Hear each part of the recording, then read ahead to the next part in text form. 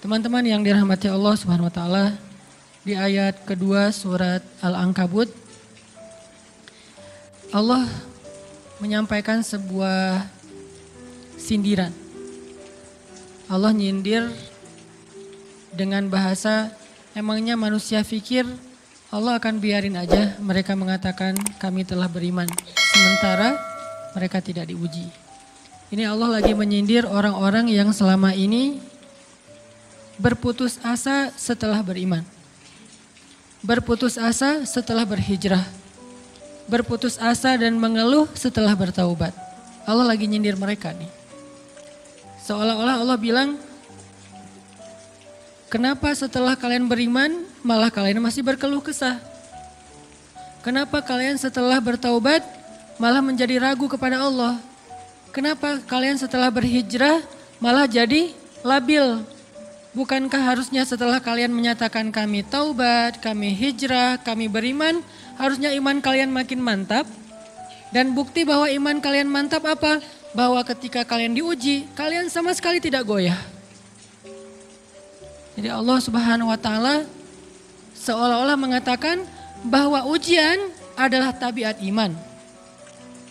Bahwa ujian adalah tabiat iman. Bisa diuji dengan ujian yang kita tidak suka, bisa juga diuji sebaliknya dengan ujian yang kita suka. Bisa diuji dengan ujian yang sifatnya fisik, bisa diuji dengan ujian yang sifatnya harta, bisa juga diuji yang lebih berat lagi dengan ujian yang sifatnya perasaan. Yang jelas semuanya diuji. Bisa diuji dengan ujian musibah, bisa juga diuji dengan godaan-godaan dari syaitan yang melalui hawa nafsu kita. Bisa diuji dengan kemarahan, dipancing oleh orang lain untuk marah, dipancing di sosmed untuk ngebalas komen-komen mereka, dipancing untuk berdebat, dipancing untuk akhirnya kita saling menjudge, saling menjatuhkan, saling menjelekkan. Ini semuanya bentuknya ujian. Makanya Allah Subhanahu wa taala mengatakan di pembukaan surat Al-Ankabut, kalau ujian itu adalah tabiat iman. Ujian dan keimanan itu nggak bisa dipisahkan. Apa hubungan antara iman dengan sabar? Sehingga Allah Subhanahu wa taala menilai keimanan seseorang itu dengan cara mengujinya. Apa hubungan antara iman dengan sabar? Ternyata ciri yang paling jelas orang yang imannya baik adalah sabarnya. Makin baik imannya, harusnya makin kuat kesabarannya. Jadi orang yang paling beriman itu tidak dilihat dari wawasan agamanya.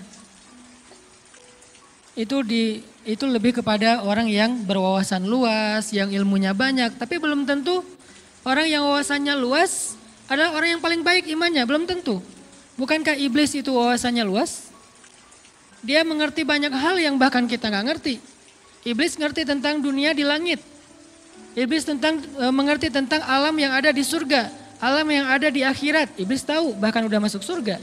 Jadi ilmu iblis lebih banyak daripada kita sekarang. Tapi kenapa iblis malah tidak sebanding antara ilmunya, wawasannya dengan ketakwaan dan kesolehannya? Karena iblis tidak sabar dengan sebuah ujian. Ujian iblis apa? Eksis. Itu ujiannya iblis. Dia udah lama eksis, followersnya banyak. Setiap dia posting, orang berlomba-lomba jadi first like. Setiap dia posting, di-repost rame-rame. Di YouTube viral. Channelnya tuh paling banyak subscribersnya. Iblis. Coba cari nanti di YouTube iblis. Ada nggak channel? Itu udah viral banget loh. Eksis banget. Tiba-tiba datang pendatang baru. Muncul pendatang baru. Pendatang baru ini tiba-tiba melejit. Followersnya langsung nambah. Kejar-kejaran akhirnya disalib. Pas lagi kayak gitu dia nggak kuat dengan ujian nama besar, ujian eksistensi, ujian popularitas, ujian siapa yang lebih dihargai, ujian-ujian kayak gitu. Sama kayak kita kadang-kadang ngerasa udah banyak jasa dalam sebuah organisasi, udah banyak jasa dalam sebuah komunitas, udah banyak jasa dalam sebuah lingkungan, masjid, sekolah, organisasi, teman-teman, kita yang paling sering berkorban. Tapi ternyata yang eksis, yang masuk media, yang masuk TV justru orang lain. Itu kan ujian ya.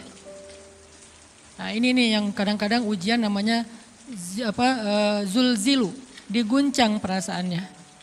Bukan diuji dengan fisik, kadang-kadang ujian sakit, capek, lelah, buat kita bisa kita lalui tuh dalam sebuah organisasi nih.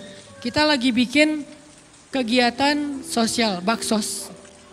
Di sekolah, dengan OSIS-nya, dengan ROHIS-nya, di kampus, dengan BEM-nya, dengan LDK-nya, kita bikin acara baksos. Kan effortnya lumayan ya. Kita begadang untuk meeting, kita survei lapangan, kita kerja malah tidur sehari cuma 1,5 jam, 2 jam. Fisik kita lelah, fisik kita capek, kadang sampai sakit. Sampai dirawat di rumah sakit gara-gara kena misalnya tipes gitu, gara-gara kita habis-habisan bekerja, itu buat kita nggak masalah. Ujian fisik kita lalui.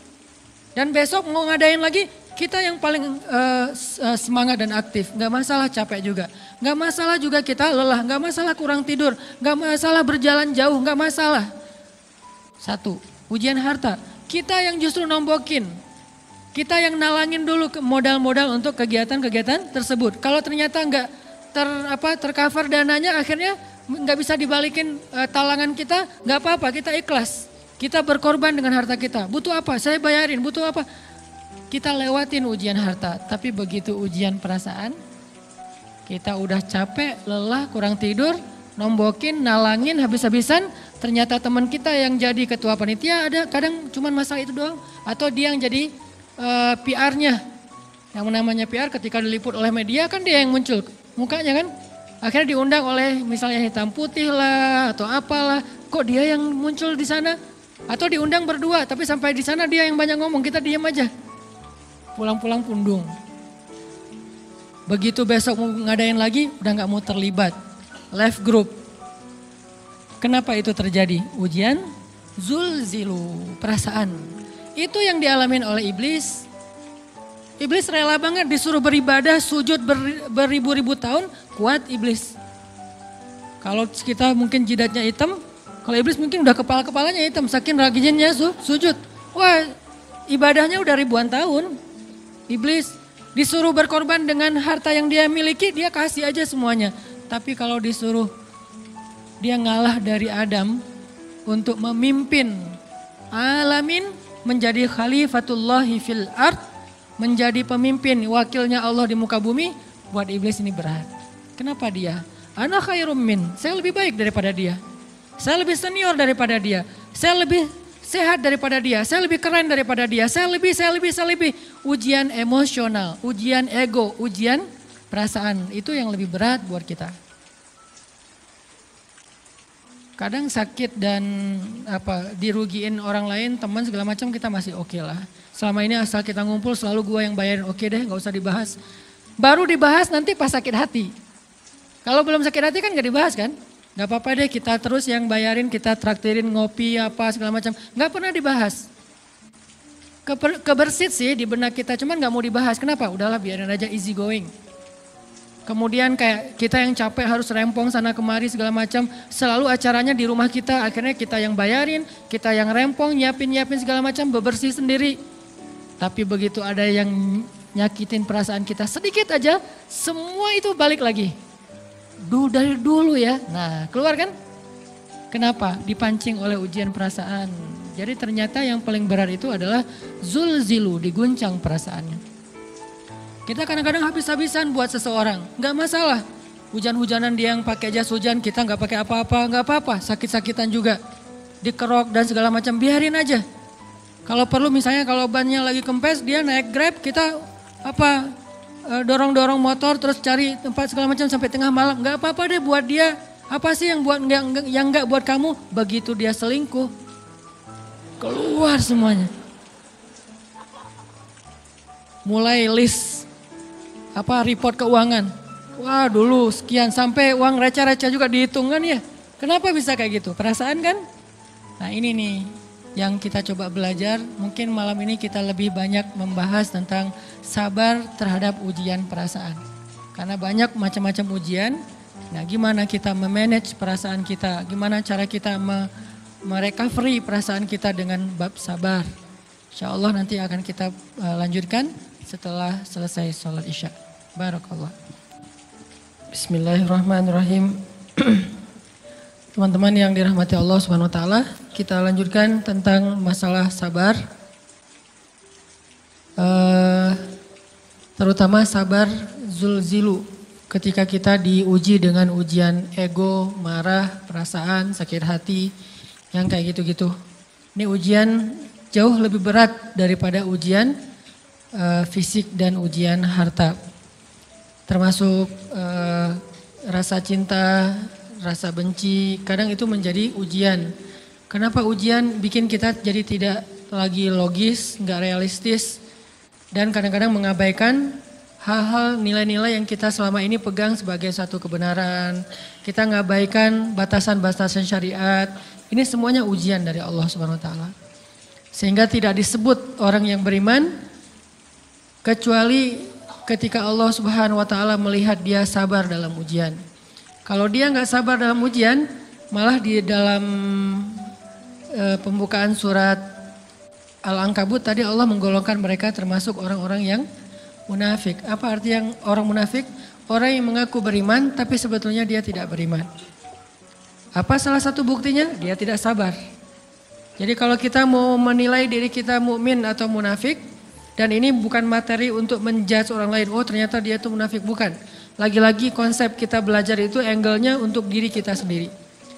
Saya sangat tidak merekomendasikan kita belajar untuk mendapatkan kaca pembesar, mencari-cari kesalahan saudara kita. Tapi kita belajar untuk semakin bisa bercermin untuk menemukan aib dan kekurangan diri kita. Jadi semakin kita tahu ilmu agama, semakin kita tahu ayat dan hadis, semakin kita punya cerminan untuk menilai diri kita dan memperbaiki diri kita. Bukan nyari kaca pembesar untuk memperjelas aib-aib dan kesalahan orang lain. Kalau kita pengen menilai diri kita ini orang yang mukmin atau munafik, caranya lihat aja kita sabar nggak nih, terutama dalam masalah emosional, dalam masalah ego, dalam masalah marah, dalam masalah hawa nafsu, dalam masalah perasaan cinta, dalam masalah benci segala macam, masih bisa nggak kita adil bahkan kepada orang yang kita benci?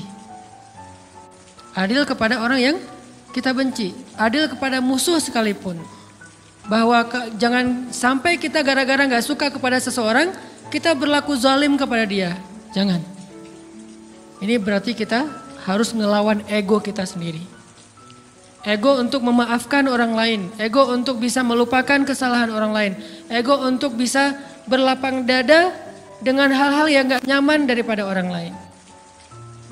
Ini adalah ujian yang paling berat. Di situ kita bisa lihat kita nih mukmin atau munafik. Kalau nggak pernah sabar sama sekali dalam masalah ego, dalam masalah emosional, berarti jangan-jangan kita tergolong di antara orang-orang yang kata Allah wa ma hum bimu'minin. Mereka bukan orang yang beriman. Kata Allah di surat Al-Ankabut, mereka itu adalah wala ya'lamannallahul munafikin, orang-orang yang munafik, nauzubillah min dzalik. Kalau kita merasa pernah sabar terhadap emosi kita, sekarang kita lihat sesering apa kita sabar terhadap emosi kita. Maka derajat seorang mukmin tergantung tingkat kesabarannya. Ada yang orang sabar hanya kalau disakiti dengan satu kata. Ada yang sabar dengan satu kalimat. Ada yang sabar dengan satu paragraf. Ada yang sabar dibully rame-rame juga dia sabar. Berarti lahum darajatun inda rabbihim. Orang beriman juga bertingkat-tingkat. Dan tingkatan itu tergantung tingkat kesabaran kita dalam menghadapi ujian, salah satunya ujian emosional kita, perasaan kita. Sehingga teman-teman yang dirahmati Allah SWT, salah satu program kita untuk terus mengembangkan diri, program untuk tumbuh, program untuk memperbaiki diri kita di hadapan Allah itu adalah coba kita program dalam sehari aja, terus kita nilai berapa kali kita berhasil ngelewatin ujian emosional.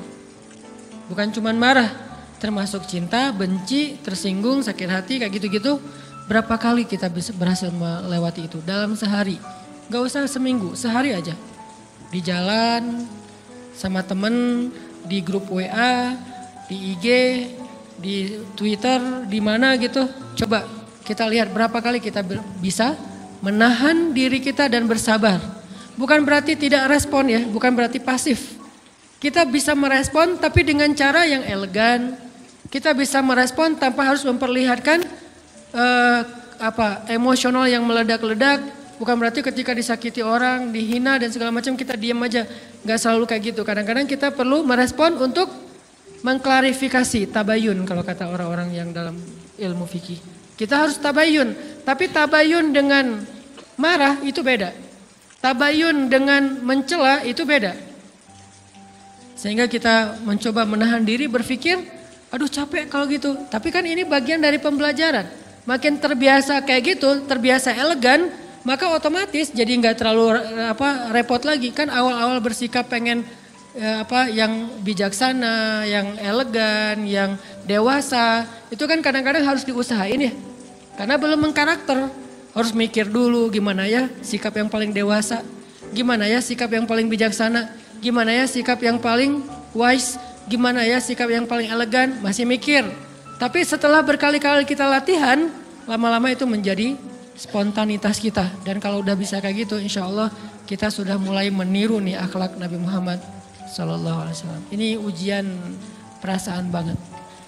Kalau tadi saya ngasih contoh diselingkuhin itu sebetulnya cuman bercanda ya. Karena diselingkuhin ini pastinya bukan ujian. Tapi musibah. Pengkhianatan ya, tidak ada tempat. Gimana kita ngelawan perasaan kita kalau lagi kayak gitu? Gimana kita ngelawan perasaan kita kalau lagi diuji? Gimana cara kita bersabar? Karena iman dan sabar itu bisa dibilang satu paket. Gak disebut orang beriman kalau gak sabar. Dan insya Allah orang yang sabar itu adalah ciri-ciri orang beriman. Gak mungkin disebut orang beriman kalau gak sabar. Kita pikir memang iman itu hanya ucapan. Kalau iman itu cuma ucapan, inna sholati wa nusuki wa mahyaya wa mamati lillahi rabbil alamin, gampang. Kalau iman itu cuma ucapan, hasbiyallah wa ni'mal wakil, gampang. Kalau iman itu cuma ucapan, la haula wa la quwata illa billah, gampang. Kalau iman itu cuma ucapan, iyyaka na'budu wa iyyaka nasta'in, gampang. Tapi Allah mengatakan, wa ma hum bimu'minin. Ahasiban nasu ayyutraku ayyakulu amanna wa hum la yuftanun. Emangnya cukup dengan hanya mengatakan kami telah beriman lalu tidak diuji? Ternyata iman adalah sabar dalam ujian. Jadi nggak mungkin orang disebut beriman sementara dia tidak sabar, sementara dia emosional, sementara dia temperamen, sementara dia orangnya meledak-ledak, sementara dia orangnya mengeluh, sementara dia orangnya berputus asa. Nggak mungkin. Karena ulama mengatakan la tayasu, jangan berputus asa. Fa innal ya's laisa min akhlaqil muslim atau mukmin. Karena sesungguhnya keputusasaan bukan di antara akhlak orang yang beriman. Orang yang beriman itu tidak pernah berputus asa. Serumit apapun masalah kita, kalau kita punya yakin sama Allah bahwa Allah ala kulli syai'in qadir, maka kita pasti akan punya harapan. Kalau kita yakin bahwa Allahu Akbar, sebesar apapun masalah kita, Allah lebih besar daripada masalah kita kan? Bukankah kita mendengar Allahu Akbar, Allahu Akbar. Ada gitu yang lebih besar daripada Allah? Harusnya kita tidak pernah berdoa kepada Allah sambil mengatakan, ya Allah saya punya masalah besar. Itu sama aja dengan kita ngeledekin Allah. Sama aja kayak kita datang ke teman kita bilang gini, saya mau pinjam duit. Enggak akan banyak kok, saya tahu kamu kalau kebanyakan kamu enggak akan sanggup. Kan enggak mungkin kita ngomong gitu kan ya. Saya lagi banyak hutang nih. Saya mau minta tolong sama kamu. Insya Allah saya enggak akan minta seutuhnya. Saya tahu kamu juga kurang duitnya. Saya minta dikit-dikit aja lah. Kan enggak gitu kan cara kita minta tolong. Sama aja kita doa, ya Allah saya punya masalah besar. Ngomong ke Allah punya masalah besar. Kalau kita ngomong ke manusia kayak gitu wajar, tapi ke Allah, ya Allah saya punya masalah kecil nih. Apa?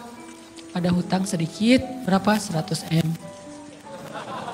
Allah kan ghaniyun, maha kaya, jadi jangan pernah mengatakan 100 M itu besar di hadapan Allah. Kita ngeremehin Allah banget. Bukankah Allah maha kaya? Jangan pernah mengatakan bahwa musibah kita, ditinggalkan orang yang kita cintai, dibully seluruh dunia, itu besar di hadapan Allah. Bukankah Allah cukup buat kamu, kata kamu? Inna sholati wa nusuki wa mahyaya hasbiyallahu ni'mal wakil. Jadi Allahu Akbar. Sehingga kalau kita berdoa, ya Allah saya punya sedikit masalah. Bukankah Umar pernah mengatakan, ya nafsi, idza dhaqat alaikid dunya, fala taquli ya rabbi indi hammun kabir, faquli ya hammun indi rabbun kabir. Wahai jiwaku, kalau kamu merasakan kesempitan, kegalauan, bingung, sakit, jangan pernah kamu mengatakan ya rabbi saya punya masalah besar.